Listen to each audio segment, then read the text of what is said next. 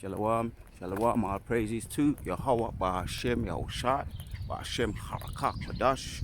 God honors to all the elders and the apostles of Great Millstone. Salutes to all under the foot of fires elect out there. Yeah, just checking out my surroundings. The ducks are chiming in. I ain't even started yet. And the ducks are already chiming in. So back at you, Aria, back at you with another video out here. And there's that season's coming in of spring, and you can smell it. It's a different type of smell. It's more of it's just like a herb, flowery, somewhat fresher,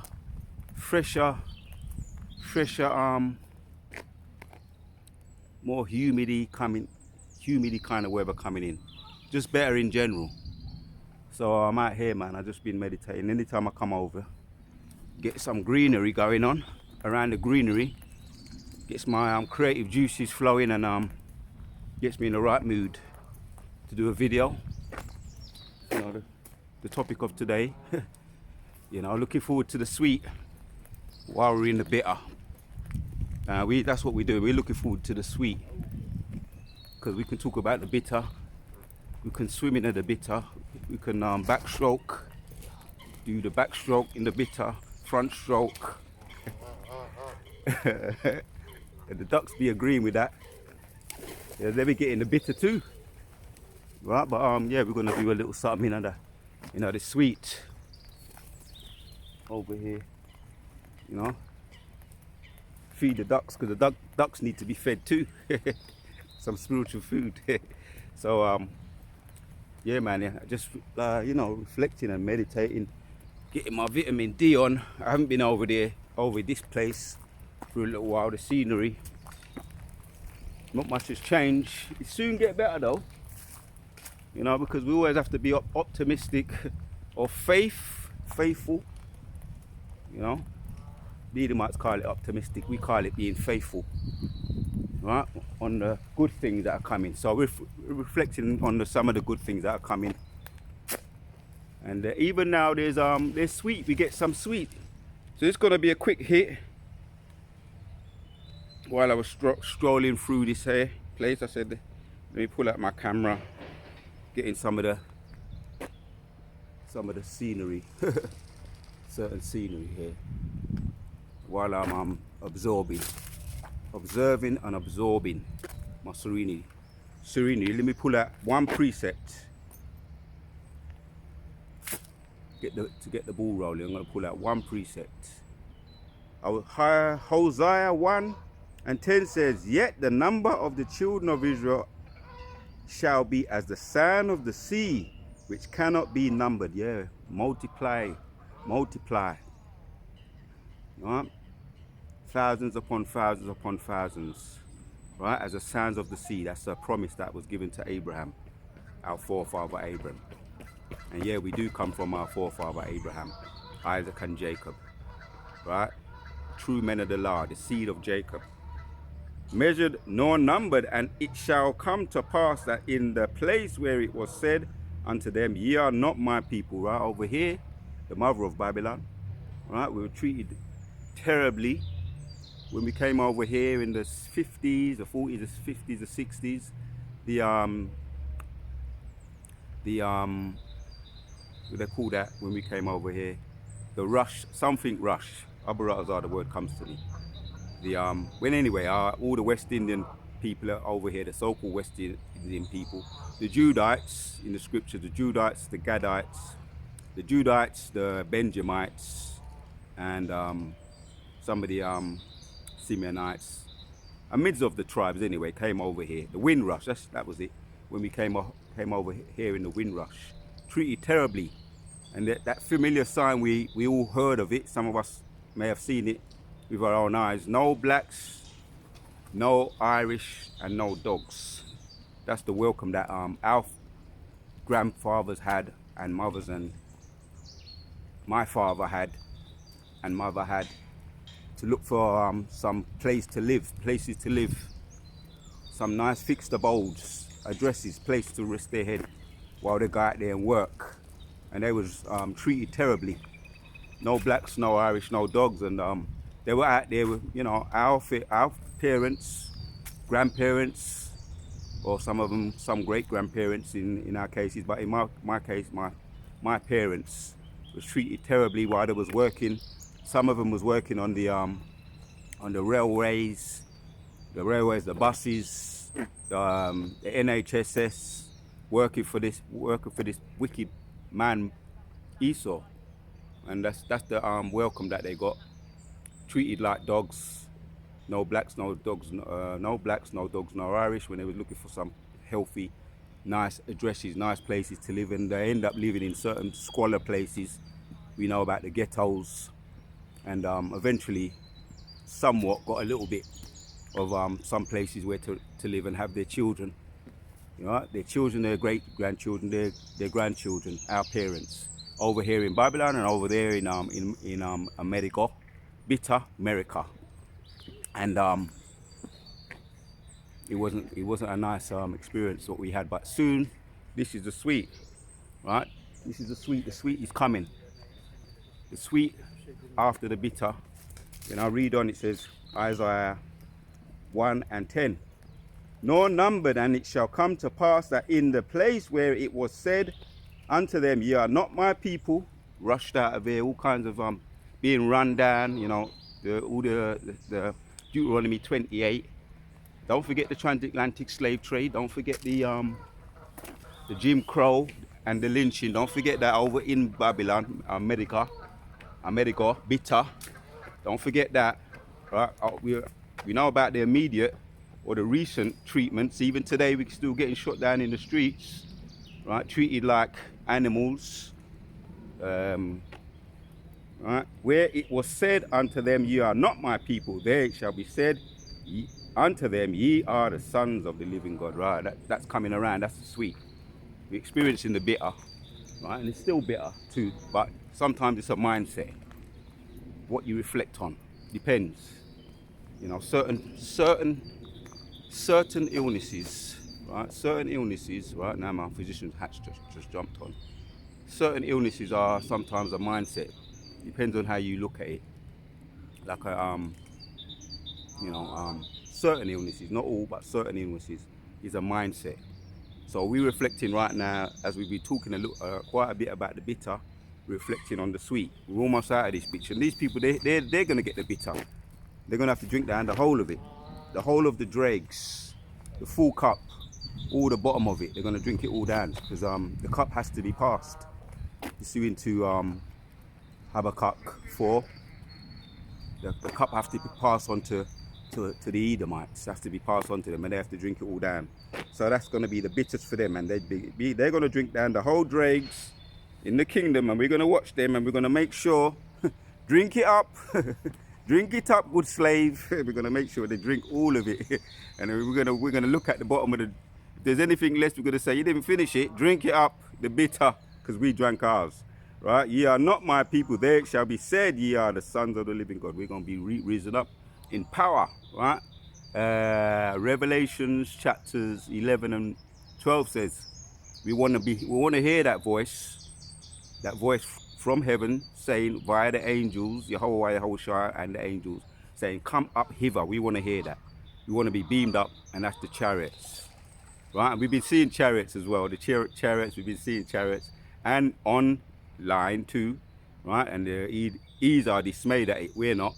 That's more sweet that we experience coming out of the bitter. That's a sweet aspect of this truth, because there's a lot of bitter, but there's a lot of sweet too, because everything's about balance. A false balance is an abomination to the Lord, but a just weight is righteous in his eyes. A just weight, so it's about that balance. So we're experiencing the both, but the end goal, the end result is going to be 110 off the chart sweet. And for those that like sweet, like myself, I like sweet, and we all do. It's going to be eternal immortality, sweet. And what did he say? I think it's I might have to do a little bit more on this subject, because it's a nice subject to be talking about, the sweet, receiving the works of our labor. So we want to see the enemies Fall, our enemies fall. Since I read it for a little while, let me get it. I could end with that. And I'm going to come back to Hosea. Hosea chapters, no, it's 11. Sirach. This is supposed to be a quick impromptu. I'm in the middle of, in the middle of something at the moment. But precepts be flowing and I'm going to have to accommodate them. Sirach 25:7 says, there be 9 things which I have judged in mine heart to be happy, and the 10th I will utter. Yeah, the ducks are chiming in. I will utter with my tongue, a man that have joy of his children, and he that liveth to see the fall of his enemies. Right, the ultimate sweet we be looking for, the ultimate sweet. And let's get back to Hosea. That's the ultimate sweet, seeing the fall of our enemies and the lamentation of their women, them in the cotton fields picking cotton so that their muscles almost be dropping off of their skin. That's them going to be drinking down the dregs. The ducks are excited about that. They like to hear that because it's coming true. They're getting their spiritual food right now too. People be coming in and feeding them, feeding the ducks and that. Well, we feeding them right now. Otherwise, the vibration be going out, putting a spirit of optimism in the air. Because there's a real dead lack of optimism in the air. People are sad, man, especially these, because they know what's coming around. This is the paradigm shift. They feel it in their spirit. Destiny, what is it? Manifest destiny. They said it to us now. They feel the manifest destiny coming around to them. Galatians 6:7. Whatsoever man soweth, that he shall also reap. That manifest destiny is coming around heavy to hit them. And they're walking down with their heads down, walking around with their heads down, because they know what's coming. Alright? And all their queens. Right? So they're not happy, man, in the spirit and talking. So let's get back to Hosea 1 and read on.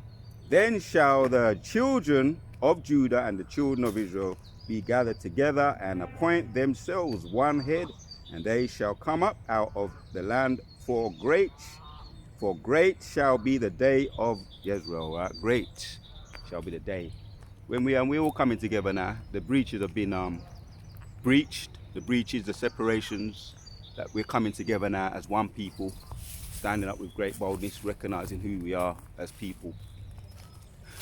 And there's a beautiful thing. Look at this view right here. Take that in. There's something about trees, man, trees and the birds. Something about them, The trees are full of sap, right? And we can't wait to get back to.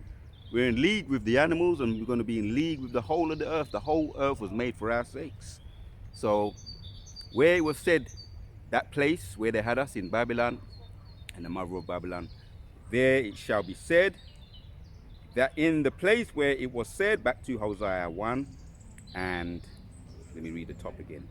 Yet the number of the children of Israel, 10, shall be as the sand of the sea, which cannot be measured nor numbered, right? Jeremiah 31, they tried to do that, to try and get rid of all the sun, the moon and the stars, all the oracles, to try and do away with Israel, which was a challenge to them, which they can't accomplish that. The Most High, Yahuwah won't let them, right? So that we cannot be measured nor numbered, and we're going to be as the stars of the sea, the stars of the heavens and the sands of the sea. Let me say it right, cannot be measured nor numbered. And it shall come to pass that in the place where it was said unto them, ye are not my people, there it shall be said unto them, ye are the sons of the living God. Right? How the way we were treated over here. I made mention of the Windrush, our grandparents and parents and grandparents and great-grandparents, the way that they were treated when they came over here. No blacks, no dogs, no Irish, and over there in Babylon. And up to this day still, right? They have a proverb and a byword against us, the native Indians. That's what they call them, which are the Gadites and the Reubenites, and the so-called Negroes and Latinos. The Negroes, Latinos, and the native Indians, the way that they're treated over there. So that's but the bitter, we drank that up. The way we were treated there, over here, and I've had a vision too where a particular spot where to be more specific, a particular spot where I grew up, which is well known, an infamous area, and I had a vision that I was like flying over there or passing through there somewhat with spiritual power. You can't escape it. And looking at the place, it was unrecognizable. It was beautiful. You can't describe it. It was pure greenery and fields and fields for days, with a lot of things in the fields, aka plantations and herbs and all of that.